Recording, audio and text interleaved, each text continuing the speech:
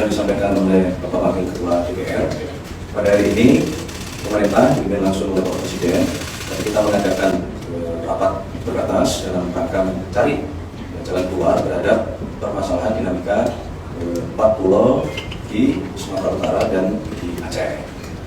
Berdasarkan laporan dari Kementerian Dalam Negeri, berdasarkan dokumen-dokumen, data-data pendukung, dan kemudian tadi Bapak Presiden telah memutuskan bahwa pemerintah berlandaskan kepada dasar-dasar dokumen yang dimiliki oleh pemerintah telah mengambil keputusan bahwa 4 pulau, yaitu Pulau Panjang, kemudian Pulau Lipar, kemudian Pulau Mangkir Gadang, dan Pulau Mangkir Ketek, secara administratif berdasarkan dokumen yang dimiliki oleh pemerintah adalah masuk ke wilayah administratif Provinsi Aceh.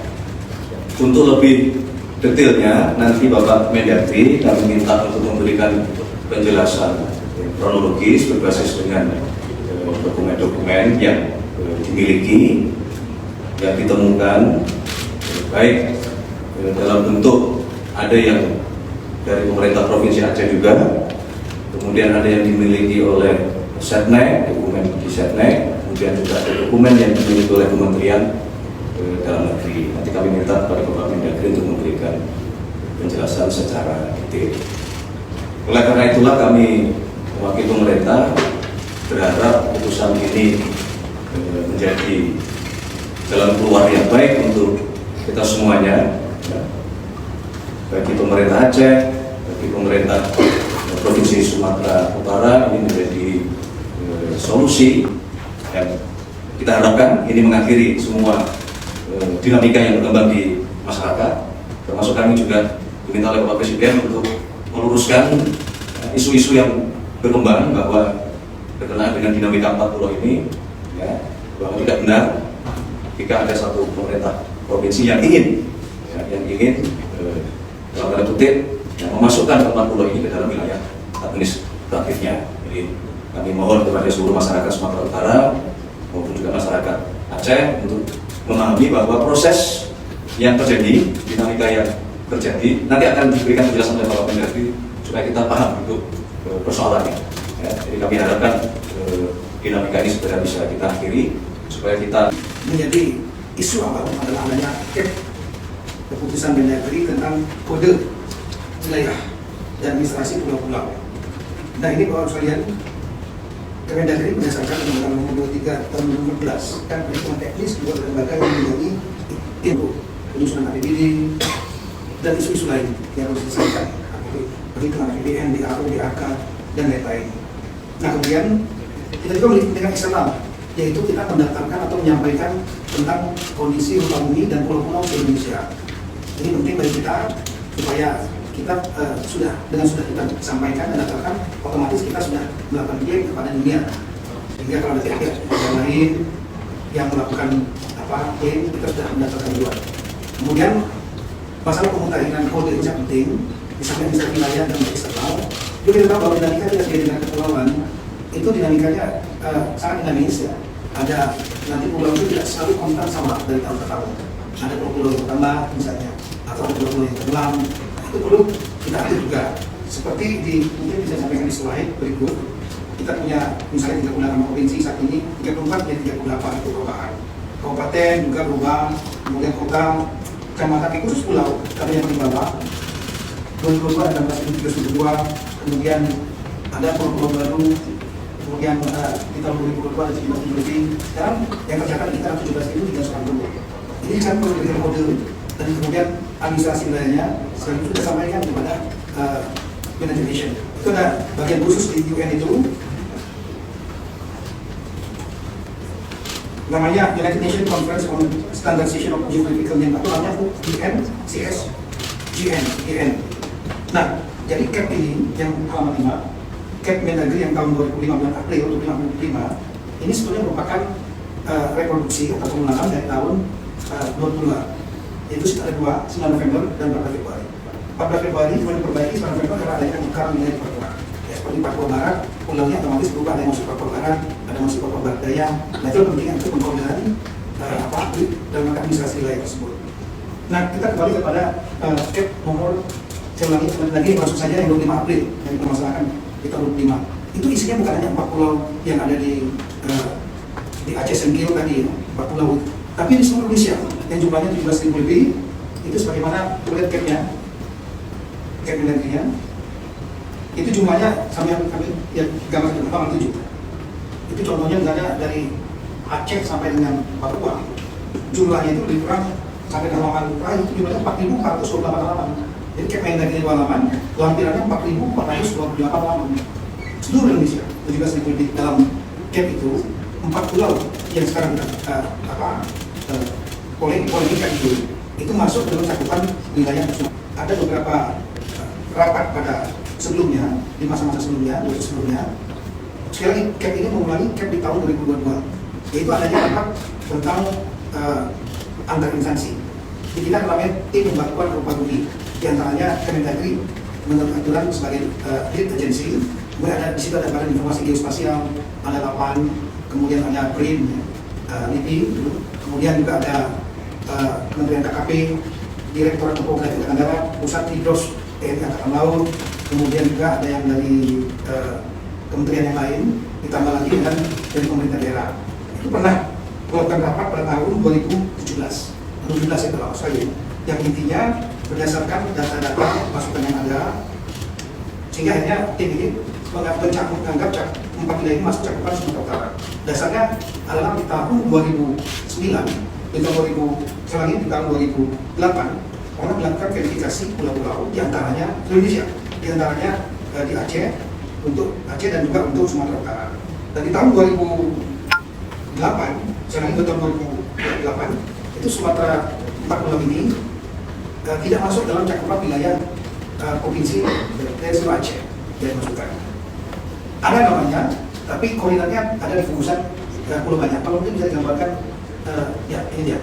Jadi kita lihat bahwa ya, kita lihat di dalam tadi saja, menjadikan dari belakang di tahun 2008 dan di tahun 2009 itu Pulau Aceh itu tidak memasukkan 4 pulau yang ada sekarang kita permasalahkan.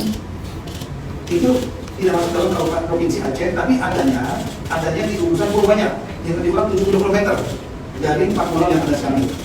Sementara surat dari Gubernur Aceh, Gubernur Sumut, itu memasukkan ke dalam 4 ini kecakup masuk dalam Tapanuli Tengah. Ini suratnya, ini 28 ya, dan 2009. Nah kemudian di tahun 2009 juga pernah, sekali di tahun 2017 pernah kemudian dari provinsi Aceh, pemerintah dari Aceh mengirimkan surat ke Belakang dan masuk untuk 4 pulau ini masuk ke pemerintah provinsi Aceh, Kabupaten Singkil, tapi tanpa koordinat. Koordinatnya salah. Nah dengan dasar itulah kemudian di tahun 2017 itu dia dimasukkan dalam cakupan Sumatera Utara. Di tahun 2022, ketika diterbitkan Kemendagri yang pertama, Badan Informasi Geospasial pun masuk dalam cakupan Tapanuli Tengah. Berdasarkan tadi sudah keluar tadi, Sumatera Utara dan Sumut. Meskipun ada beberapa koreksi, tapi memang data penduduknya tidak kuat. Artinya kopi dan lain. Nah di tahun 2022 ini, dengan adanya Kemendagri tentang pemasukan wilayah tanah itu, cakupan wilayah 4 pulau itu data tengah. Waktu itu Gubernurnya Aceh Pak Novai, kemudian Gubernur Sumatera Utara Pak Edi Rahmayadi keberatan dengan mengajukan data historis dan juga dokumen-dokumen. Salah satu dokumen yang sangat penting adalah dokumen tentang kesepakatan antara Gubernur Aceh saat itu Pak Edi Rahmayadi Aceh dari keberatannya 22 yang diberikan adalah surat, salah satunya dokumen surat kesepakatan 2 gubernur di tahun 1992 yang disaksikan oleh Menteri saat itu Pak Diri. Ini suratnya ditandatangani Bapak Gubernur Aceh dan itu Pak Ibrahim Hasan, sementara dari Sumatera Utara Pak Raja dan Senegal. Nah ini dokumen fakta ya, kesepakatan bersama selama 2002 yang intinya untuk batas wilayah di poin nomor 3, batas wilayah untuk Tapanuli Tengah dan Aceh, itu Provinsi Aceh dan Tapanuli Tengah. Saat itu Aceh belum sikit, belum ada kelengkar nih. Itu mengacu kepada Stadlat nomor 604 68 dari Pokok Gaddafi TNI AD 68. Inilah pertanyaan. Nah, Dengan adanya peta ini, tentu kita mempertimbangkan kemungkinan 4 pulau ini masuk ke Aceh. Namun saat ini dokumennya dokumen fotokopi.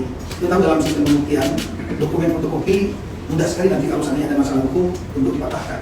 Oleh karena itu, kesepakatan di tahun 2022 setelah adanya data baru ini, semua pihak, Sumut, Aceh, Kemendagri, dan juga dari pemerintah pusat yang lain yang termasuk dalam tim pembuatan ini sama-sama mencari dokumen ini. Karena dokumen ini bagi kita kritikal, penting. Itu berupa kesepakatan 2 gubernur yang disaksikan pemerintah pusat yang diwakili oleh Menteri Dalam Negeri Bapak ini. Tapi sampai dengan tahun 2004 sampai dengan bulan April 2025 surat aslinya itu tidak ketemu, sehingga demikian kita berusaha terus mencari. Oleh karena pada bulan April 2025 cakupannya masih tetap dalam cakupan Sumatera Utara sambil kita mencari. Dan alhamdulillah saya memerintahkan jajaran Kemendagri sedapat mungkin mencari surat itu, karena logika kita kalau diletakkan oleh 2 dan disaksikan di 1, harusnya 3-3-nya ada ketiganya asetnya. Kita berpikir tahun 92, 3 tahun yang lalu, Sumatera Utara tidak menemukan, Sumatera Aceh juga tidak menemukan aslinya, kami juga tidak menemukan aslinya. Namun setelah saya perintahkan untuk membongkar apapun juga dokumen yang berkaitan dengan status 4 pulau ini ada dicari. Alhamdulillah kemarin dipimpin langsung oleh Pak Sekjen Pak Komisi, didampingi Pak Dirjen Agri Pak Safrizal. Itu kita punya pusat arsip di Pondok Kelapa Jakarta Timur, tidak terlalu dibongkar dokumen asli yang kesepakatan 2 gubernur tersebut yang disaksikan Pak Dirjen ketemu. Tapi yang ketemu adalah keputusan kalau bisa ditampilkan. Nah inilah dokumen yang menurut kami sangat penting, yaitu Cap Mendagri nomor 11 tahun 2022. Ini tanggalnya adalah 24 November 2022. Di sini ada tanggalnya. Tapi di dalam lampiran saya lagi ada satu kertas yang di situ menunjukkan bahwa ini dokumen yang masih warna kuning. Lama sekali. Saya sempat berita acara. Saya sampaikan yang menemukan ada buat berita acara. Dan berita acara tidak tersampaikan. Karena dokumen peristiwa penting yang harus dokumentasikan. Dan mereka menemukan sendiri saksi. Bukan diadakan misalnya. Dan ini pertanggalnya surat di sini pertanggal 21/11/92 di aset. Ya. Dokumen ini apa kenapa penting? Dokumen ini menunjukkan bahwa adanya semacam pengakuan, mengendorse bahwa kesepakatan antara 2 gubernur di tahun 1992 itu yang fotokopi tadi benar adanya. Jadi menjadi legalisasi bahwa kesepakatan itu terjadi. Nah, ada poin yang sangat penting sekali dalam poin itu, dalam Cap Mendagri maupun kesepakatan itu. Dalam kesepakatan 2 gubernur tersebut sampaikan batas wilayah, ada 4 poin batas wilayah. Kalau mungkin bisa ditunjukkan tadi. Di poin yang nomor 3 disebutkan ya, yang mengacu kepada batas wilayah Sumatera Utara dan provinsi Sumatera Utara dan Aceh itu memperdomani kedua belah pihak disaksikan oleh Menteri memperdomani peta topografi TNI AD 1978. Nah, kita cari dan buka petanya mana? Dan petanya, inilah petanya. Peta topografi TNI AD 1978. Kalau kita melihat situ ada titik-titik garis di darat dan di lautnya yang menarik, di lautnya ada garis kiri titik kalau dilihat ya. Dan ini menjadi dasar bagi kita bahwa 4 pulau yang dimaksud pulau paling atas ya, Manggil Besar, Gadang, Manggil Kecil, Tetek, kemudian yang kita Pulau Lipan yang paling putih, paling besar, paling panjang, itu tidak masuk wilayah Sumatera Utara, tapi masuknya adalah Aceh. Nah kalau kita lihat lagi lebih detail lagi, coba lihat pertanyaan kita zoom. Nah, ini peta aslinya, yang di lampiran kesepakatan antara 2 gubernur, yang sebelah kiri, Kalau begini kan kita lihat. Kemudian di dalam Cap Mendagri juga disebutkan. Nah kita sudah zoom di sebelah kanan, kita sangat terlihat jelas. Jadi Singkil masih kecamatan Singkil. Tahun itu nggak sebagai kabupaten. Itu yang warna merah itu kami yang menggali untuk supaya kita bisa lihat dengan jelas. Nah di situ terlihat ada titik-titik, ada pulau 1, 2, 3, 4 di lautnya. 4 pulau itu di luar titik-titik batasnya Sumatera Utara. Artinya saat itu kesepakatan 4 pulau ini adalah masuk di wilayahnya Kabupaten Singkil. Belum Kabupaten Singkil masuk provinsi hasil lagi pemerintah Aceh yang sekarang. Nah kira-kira dengan dasar ini maka kami mengajukan 4 syarat.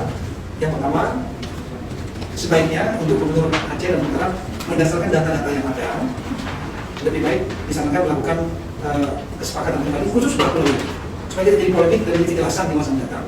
Kemudian ketika beliau berdua sudah bersepakat sebagai kepala pemerintahan 2 daerah ini, maka Mendagri akan melakukan revisi. Cap Mendagri nomor 300 dan seterusnya. Kami masukkan 4 pulau itu ke dalam cakupan Kabupaten Aceh Singkil Aceh.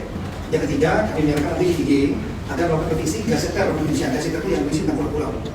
Jadi mana cakupan 4 pulau ini masuk dalam administrasi Kabupaten Aceh Singkil Aceh. Yang terakhir nanti PIG, Badan Informasi dan Sosial dan Kemendagri menyampaikan kebutuhan ini kepada United Nations Conference on Standardization atau UNCSGN, sehingga demikian menjadi posisi yang sudah legal dan kuat bahwa 4 pulau ini secara hukum dan dokumen-dokumen yang ada, ditambahkan juga memang ada taman-taman historis, ada keberadaan jejak dari warga Aceh Singkil lain sana, itu menjadi petunjuk dan pendukung. Tapi yang paling utama adalah dokumen ini.